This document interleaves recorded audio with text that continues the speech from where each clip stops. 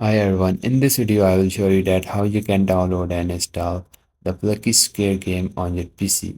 Guys, first open up your any browser and just search for the Steam. And Steam website will appear on the browser. Just open up the Steam website. And now here you will see the login option on the right hand top. So just click on this login option. And guys, here just sign into your account. And if you don't have an account, then just create an account.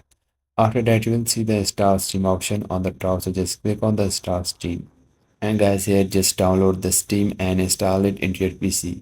And guys, this is very simple and easy. After that, just open up the Steam and log into your account.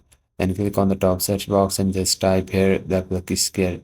And this game will appear on the top, so just click on this game to open it. Now guys, here just scroll down and you will see option of add to cart. So just click on the option of add to cart. And now here just click on the option of view my cart. And then here just click on the option of continue to payment.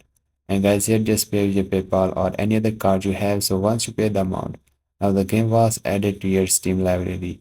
Now just click on the library and on the left hand side you will find this game. Just click on that. It's the Plucky Square game and just click on the install, and this is how you can download and install this game. And if you find this video helpful, so please like it and bye bye.